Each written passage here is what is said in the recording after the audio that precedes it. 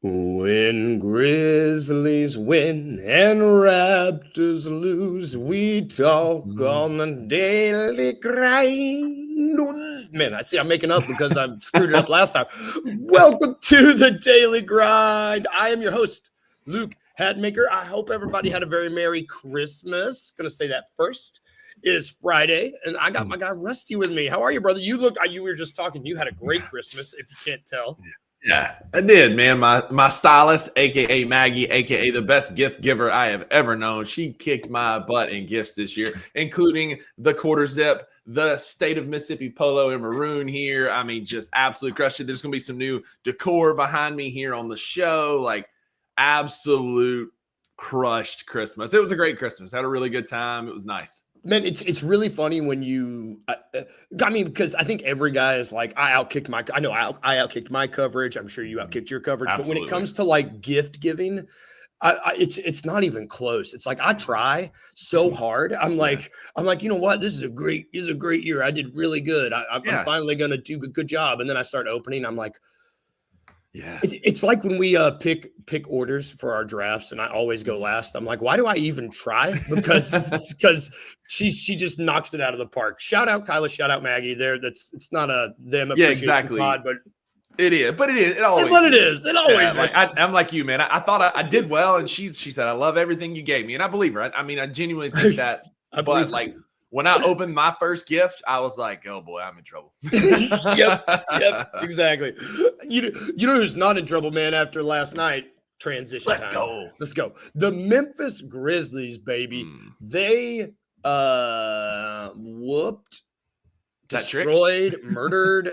They killed the Raptors in pretty intense fashion, man. It was 155 to 126. Franchise record in points for the Grizzlies, which I didn't seem real to me. I guess we've done over 150 several times or close thereabouts, but 155, that's nuts. It's the highest mark this season for a team in the NBA. Zach Edey, double. He's only let's start there. Zach Edey's the only rookie in the league that's done 20 and 10 games this season. Yep. I mean, 5 double-doubles now. Like, I think that he is, if he keeps playing and keeps getting the minutes, he's going to run away with the Rookie of the Year at this point. I mean, and then let's Zach Edey. Let's start with Zach Edey, because last night was his best game. Was it his best game? It was. He's finally getting his sea legs underneath him. You know, we're not even, we're 6 months removed from him being the worst draft pick in the history of the NBA. And then last night, he joined Yao Ming as the only players with 20-plus points. What was it? 20-plus points, 10-plus rebounds, 9-plus offensive rebounds, a plus-minus of 25. Like 5. It's just like it was a ridiculous stat line that only Yao Ming and Zach Edey now have. Yep, he went into a record-setting company yesterday. Like he's and has just looked like a dude that's been playing been playing in this league way more. And I'm just going back to that Golden State game where he was being goated, and he's got his sea legs. He's got a head on his head on. Like he just seems really comfortable with the game. And game to game is getting better. You know, we watched him struggle in the Clippers game against Zubac, who's a lot of people are going to struggle with because he's a big body, but you can tell like even just. There were several times last night that he got a great seal off, a great block out, great position on offense. And like he learned from that game. He learned from watching Zubac put him in a blender a few times, and then did the same thing last night against the undersized Raptors team in a game where he should have dominated, Luke, because the Raptors are much smaller. Yes, and they're much smaller. And it's after the Clippers game last night would have been.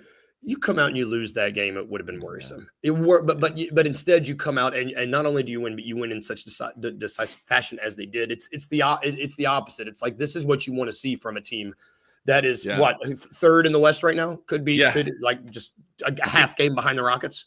It got a little dicey in the third quarter, but while we're talking about rookies, Jalen Wells stepped up in that third quarter. He hit that big three that stopped the Raptors' momentum. They'd gotten the game to within like 7 after we'd been up by 19, and he hit that three to push it to 10.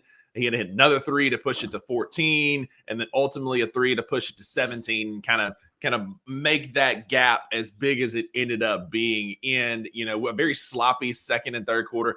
If there's any kind of negative or things that I'd like to see better, like we also, not only do we set a franchise record for most points scored in a game, we set a record for most combined points in a game. And like, I don't love giving up 126 to the Raptors.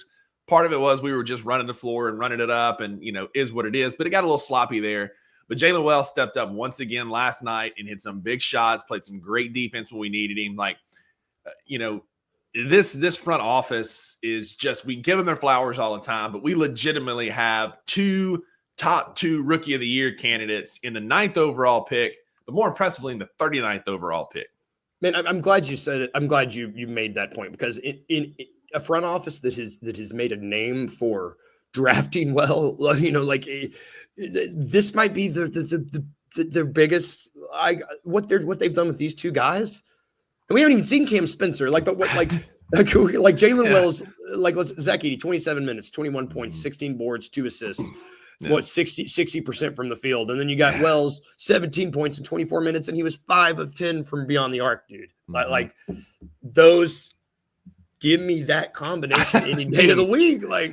Which is absolutely cooking. You got Luke Kennard even got in on the fun. He had 3 threes last night. He played some minutes when we needed him. We didn't really need Ja. Ja did some things early, but then we were able to kind of give him a little bit more rest to let that back heal up and get him healthy for the 5-game road trip we got coming up. So we needed a win last night to kind of set the stage and set the momentum for what we have coming up. And the guy stepped up. Jaren with 21 and 11. I think he had an amazing first half. And in the second half, he just kind of coasted a little bit because we didn't need him. And I told Maggie I wanted to see Edey get a ton of run in that fourth quarter last night just to get in those legs. And like Kenny has said here, his legs definitely got underneath him, and we just coasted to that big victory. And the starters did well, and then, like I said, we didn't even need them to have their foot on the gas the entire game. And let's talk about the bench as well, though, because the bench in a game that saw them, we should mention that Santi Aldama went down with an ankle. About that. And that's it wasn't good, man. I was going to ask, had to be helped off the floor. A non-contact ankle roll like that, don't be surprised if we have another grade 2 or grade 3 on our hands, just because of how.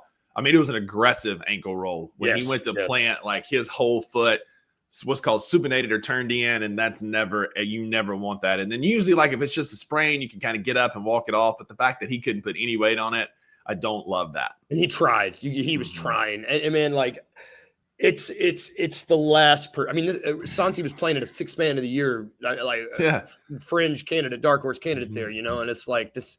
If he misses any significant amount of time, it hurts. It's going to hurt his season in particular. I don't know if it hurts the Grizzlies, because as you saw, they've got guys that next man up. And if there's a team that can do the next man up, it's these boys. But it just sucks.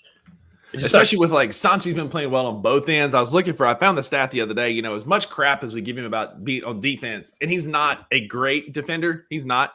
But currently he is the 5th best defensive rating among bench players in the 24-25 NBA season. So he is behind Nickeil Alexander-Walker, Anthony Black, Buddy Hield, Amen Thompson, and Santi Aldama are your top 5 defensive players off the bench this year. So his game is evolving, and he's playing like a guy that wants a contract. And so you hate to see him go down with an injury like this when he was cruising for, he was heading towards a $15-18 million contract with somebody. And then this is going to derail some of that, unfortunately. I really hope that he – I hope it's not as severe as it looked. Shelby agrees. I hope that it's not I hope that he's able to come back. And I just hope that he's able to – we are both, I think, in re-sign Santi. Yeah. I just hope that the Grizzlies I hope this doesn't derail that. I really hope that he gets money from us. Agreed. His name has been thrown around as the Pelicans are interested. A lot of teams are interested in Santi.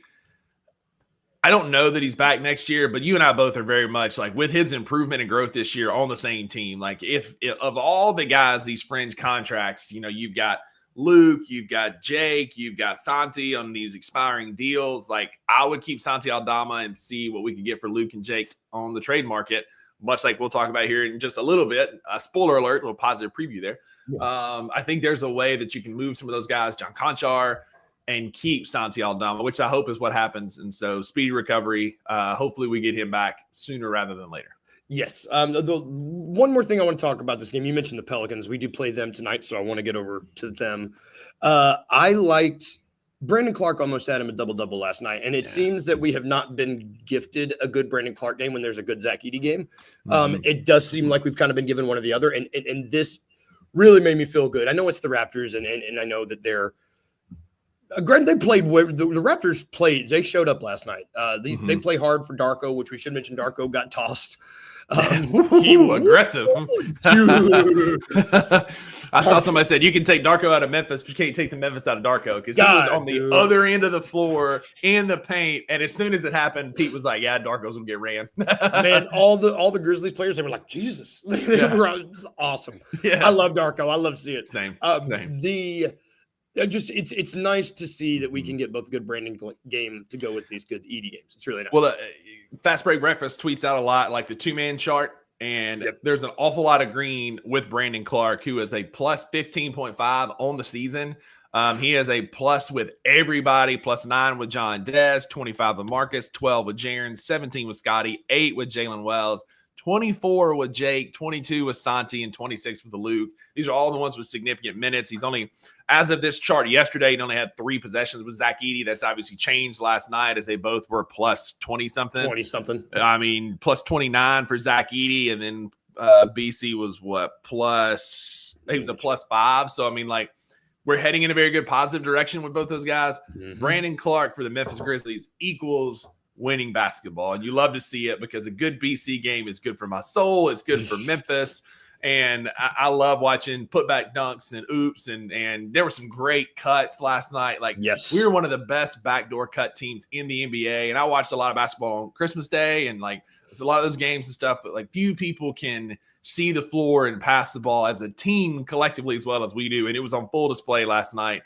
Finding Jake and BC and these guys cutting to the rim, or finding Jitty of all people in the corner for a big 3. Like, ball moves well with this team, man. It was fun to watch, and big props to Brandon Clark for that. Yes, sir. And which I expect. Let's transition to that. The Grizzlies play the Pelicans tonight, and I expect that to continue. You know, like I don't know.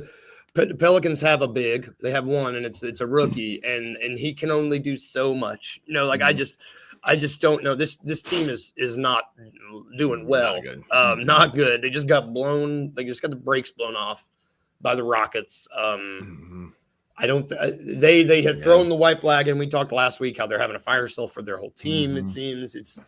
And we should say the Grizzlies. It's the second night of a back-to-back. They're about to start the first of a 5-game road trip.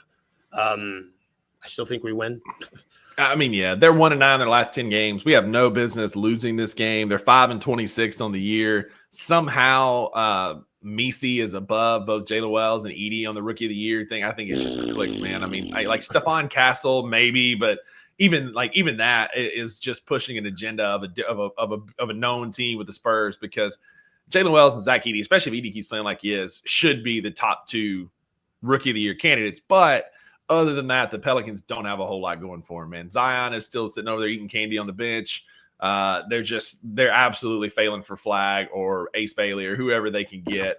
This seems not good. We need to take care of our business, and especially with a 5-game trip starting tonight where Ja is the mayor of New Orleans, it would be nice to start it with a win. Yeah, no doubt. And you know what? After this – this is the easiest game on this 5-game road trip. It's the easiest one. After this, they've got OKC, Phoenix, Sac, and Golden State. Like that, you need to start this. You need to get it. You know, if you lose this one, it's going to leave a bad taste in your mouth. So this is just win the ones you're supposed to win. That's it. Go get a professional win. Like, don't let it be one of those things where we're talking on Monday about just like, oh my gosh, like we did it again. You know, we wet the bed against a team that we shouldn't have, but then we go blow out OKC on Sunday. I'd rather get a tune-up game, get guys healthy. Let's get this out of the way early so Ja, Jaren, these guys can rest. Let Edey and those guys get some run, and then be ready for the big game on Sunday, which is that OKC game. But trap game, man. You know, you come off your biggest win of the season. You're staring down the number 1 seed in the Western Conference. You finally get to play OKC for the first time this year. Don't sleep in New Orleans tonight. No, and we were talking, I guess it was Tuesday, when we were talking the Clippers game. It's like there's a difference between a team that like I thought they would win that game, but the Clippers aren't a bad team. They're a play-in team right now. Right. We think they're going to win this game. This team is maybe the worst team. They are in the tank. Like you don't lose this game. Serious teams, you don't lose this game. If you're serious about a top 4 seed in the Western Conference, you win this game. We're a 9.5-point favorite. We're 7-3 in our last 10 against the spread, 21-10 overall. Like, good teams win, great teams cover. Go win, go cover. Let's end this. Let's not even let it be no doubt.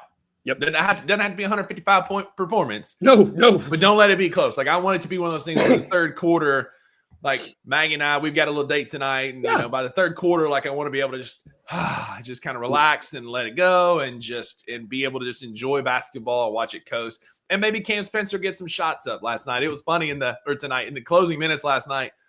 Brevin was like, I don't understand why Cam Spencer isn't shooting. He had a chance. He drove down to the elbow and he passed it. Like, you put me in with 3 minutes to go, I'm shooting. It's so good. It was funny. It's so good. Sidebar, we got the best broadcast team. And very few broadcast teams. We top two, not two, man. They're top so two, good. not two. Really good. And it's great. It's great. So we got games this weekend, but that's what we got tonight. Let's switch to trade stuff because we got some Grizzlies trade news. And actually Grizzlies trade news reported. So we're gonna play a round of would you make that trade? I don't know how to make trade. I don't know how to say. I should add 2 question marks. That's what would be good. Yeah. But there was a report, and it was Mark Stein. If I can pull the damn thing up. The report was that the Grizzlies are heavily pursuing Dorian heavy interest. I'm trying to find the exact report. I text too much. We text too much. That's the issue. Here we go. That's it. Yeah. The Dorian Finney-Smith. Okay, here we go. Oh, shoot. They're a team to watch, is what team to watch. I just found it. They're a team to watch for Dorian Finney-Smith, is what Mark Stein said. Bleacher Report put out a big article yesterday that we have that heavy interest, that they are interested in John Conchar. Jitty has drawn interest from the Heat, from the Magic, from the Pelicans, a few other teams, but apparently the Nets are really coveting his contract as a way to move off some money. And so what that tells me then is that we could do a 2-for-1, which would help us a ton to clear up some space to stay under the luxury tax, because DFS is 1 of 2 things. He's going to come in. I think he's got 1 more year on his deal. He's like a $15-18 million guy, but it could be a rental for us. Or if we can move off some salaries, say like a Luke plus John Conchar, then we could possibly re-sign DFS in the summer if we choose to. Obviously, the big elephant in the room is re-signing Jaren, but it would give us some flexibility. So it feels like there's way too much smoke for there not to be something happening. Everybody's reporting that we're the team to watch, that we have heavy interest in DFS. And like, I know like guys like Sane and Kenny and some of these guys they're huge on DFS. I think he's a great fit. He's been named for a while, it seems. He has. I do think he fits. Like, DFS is fine for me. Like, I don't think getting DFS, we start planning the parade by any means. But I do think he makes us better because he's shooting at a career high this year. He fits, the athletic mold that we're trying to play with. I don't hate it. And if it came down to, because they want picks back, so if it came down to like a Luke and Jitty and then like a top 20 protected pick or something, like I would do that trade. Absolutely. Yeah. Well, and so I got his contract. So DFS is making almost $15 million this year. It's 14.9. He's got a player option next year for 15.3. So he could opt in or he could opt out, or we could re-sign him at a different rate. There's a lot of flexibility with that contract, which teams and Zach Kleiman, GMs who are very contract savvy and trying to work to stay on the luxury tax, would covet. So could work. Well, and we know that they like to do repeat business, so to speak, with teams. And if there's one thing that we do a lot of business with Brooklyn. Yeah. Would you make that trade? Is this Dorian Finney-Smith? Is he somebody that you would see kind of getting us over the hump and that you would pursue? So I would make. I don't know if he's it's really tough because it's like I don't know what do we need to get over the hump, because I hate that I'm team let's get Gigi back, but like no, I don't hate that. that's where I'm at. It's just like I'm kind of just wait and see. But and I think it was Sane that did this or that tweeted this. Shout out Sane. He said if we could do Jitty and Luke instead of Jake and Luke for DFS, I would do that in a heartbeat. I would do that in a heartbeat. That's a win. Because I mean, like, what is Jitty making? 18 million. Yeah, so 6.5 million a year. Mm-hmm. Like if you trade him and Luke, like you get over 20 million.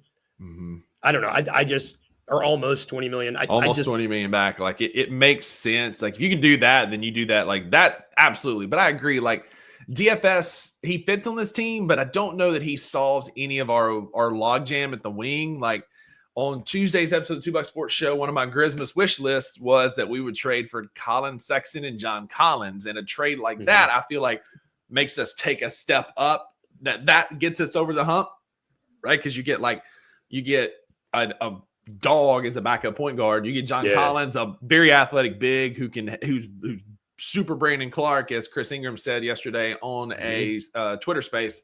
That would put us over the hump. DFS, like I feel like it just, what are we going to do when GG comes back? Because I'm like you, man. Like I am unashamedly wait and see what happens when GG comes back, because like I know Wayno's scared of the word potential, but I mean, it's there with GG, man. The sky is the absolute limit with this kid, and I don't want anything that's going to limit his minutes happening before we know exactly what he looks like besides Ja Morant.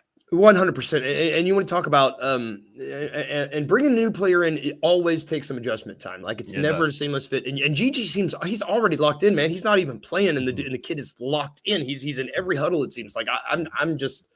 Yeah. I'm trying not to get overly excited, but I'm like, we're potential, whatever. I'm why make the log jam even? I would bring him in. Don't get me wrong. Like, I just don't know if it solves the overall. That's it. If it changes the calculus, I'm not sure. I would, does it take us from a 55 to a 56 win team? Maybe. Probably. I would do the trade if it's Luke and Jitty and a pick. I would not do the trade if it took more than that, or if it took like a top 10 type. I don't know. Nope. If it would have to be the right pieces. It'd have to be a protected pick, and it'd have to be Luke and Jitty. Yep. Like, cause I would, yes, I'd make the trade if it was that, but you get any more than that, I just don't know if it works. You start asking about GG or Vince or Jalen or Jake or any of those cats. Sorry, man. We'll keep looking. Thanks. We'll keep looking. Like there's other wings that are averaging 11, 12 points. There's other guys. Again, we've got a wing coming back that could be solving all of our wing issues as soon as that foot is right. Boom. Boom. And it's hopefully soon. Hopefully soon. So we would, but with some speculations, make that trade. I don't know. Yeah.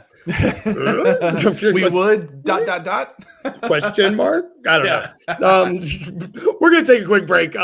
Short answer is yes. When we get back, we are going to just talk about the weekend, and we might just have a little we'll talk briefly about the OKC game, because I know I'm excited for that, but I know that's not our full weekend, but we will be right back after this break.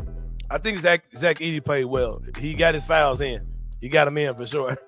But we saw some flashes of really what he can do. Whether that's setting screens or just blocking shots or just making guys change their mind about shots or just affecting the quality of shots that guys were getting in the game. We saw that a lot. They gotta use him though, man. They gotta be able to find him a little better. I was about to say they especially the whole first quarter. It was like, because I think that lob that y'all had him, that was his first points of the game. So it was like the whole first quarter, I did peep that. It was like, I see everybody else attempting 5+ shots.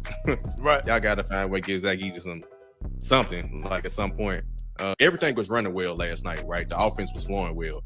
It's going to come a stretch of time where they're going to be stagnant. And at that time, that's when I expect them, okay, hey, let's run a post play to Zach Edey.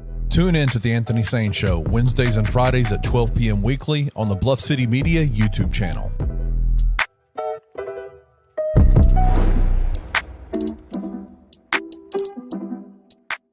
This is a question I don't know if you've ever been asked. Was there anyone you ever wanted to dunk on?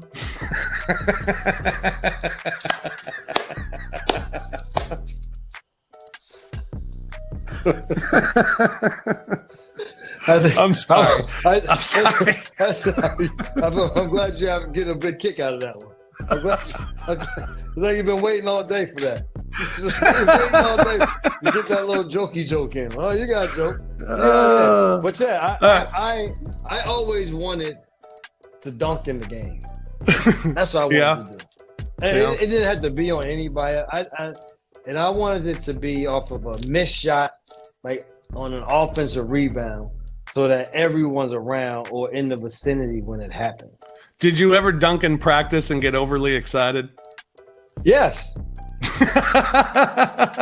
and everybody be like, well, are you going to do it in a game? I'm like, no. Tune in to the Night Court Podcast with your hosts, Rob Fisher and Brevin Knight, on the Bluff City Media YouTube channel.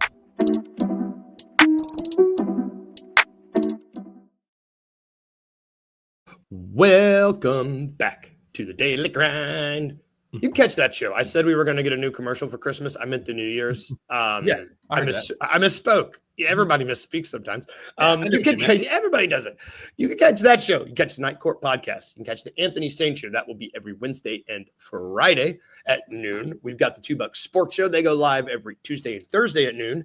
We got the No Bluffing Podcast. It's typically in the early half of the week. We've got the Grizz 901 live post-game show live every post-game during the week. Oh, there it is. I figured it out. I got it. I figured it out. We got Grizz After Dark that happens after that. Typically, we got a lot. There's a lot, y'all. Like something for everybody. Something for everybody. It's like Disneyland, except Grizzlies themed. At bloodcdmedia.co. We're not overpriced. We're not overpriced like Disney. No, God, we're actually free for most people. So it's better than the firstborn you have to give to go to Disney nowadays. No firstborn given here. Just bloodcitymedia.co. Back to our show. On our show on Fridays, we look ahead to the weekend because everybody has a weekend. I think might not be Fridays and Saturdays, but it's you got 2 days off in a row. Mm-hmm. So we talk about what's going on. I do want to talk. The Grizzlies do play the Oklahoma City Thunder. We will be recapping that game on Monday. But if I'm the Grizzlies, I've had that circled since last season. Yeah. We're on the same page there. Yeah, absolutely. This is like the Great Value Grizzlies. They've literally copied your flow, bar for bar, line for line. Shout out Soulja Boy. Yep. And it is time to go. It's time for a reckoning. And you know that place is going to be rowdy. It's going to be loud because that Chesapeake, whatever, it's not even Chesapeake anymore. Wow, that's like old school. Whatever it is now. Yeah. Like that place gets loud. They love their Thunder there. Like that's a massive opportunity for a statement. Like you want to go out and say, we're here. We've made it. You go plant your flag in Oklahoma City and just beat the crap out of them and make a statement game. Oh God, I can't wait, dude. You will do so much for your reputation if you win that game. Yeah.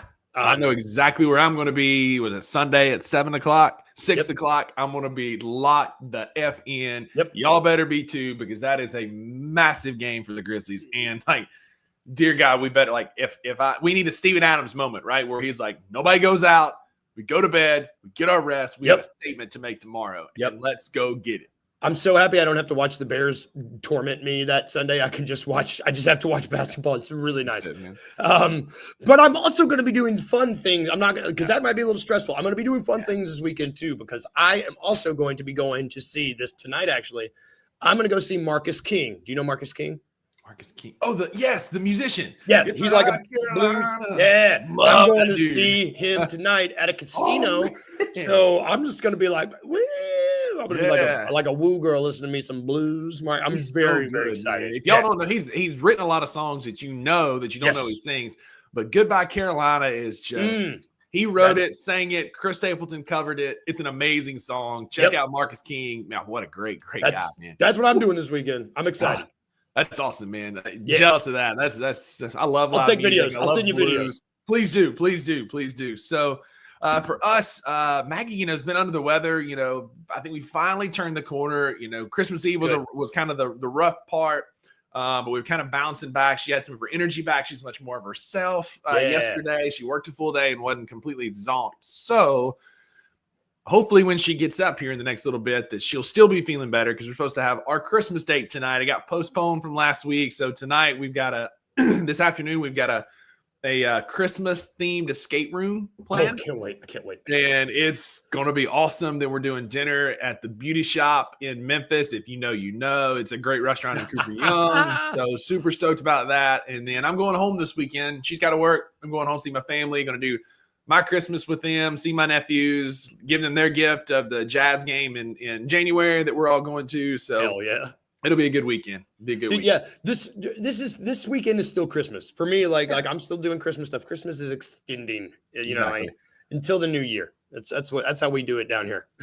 That's it, man. The trees stay up, the decor stays up, and we stay jolly, man. We culminated Christmas Day with Christmas Vacation, and so we are still the jolliest bunch of assholes this side of the nut house. Where's the Tylenol? Love it. That's gonna do it for our show today, y'all. Thank you for tuning in. Have a good weekend. Celebrate Christmas if you're still celebrating. If you're not, be jolly. Watch the Grizzlies on Sunday. They're watch the Grizzlies tonight. Lock in. But also lock in Sunday. Have a good day at work if you're working. Be safe. If we can leave you with anything today over the weekend, remember to be a little weird, just a little bit, and remember to smile. Bye, guys. See you on Monday.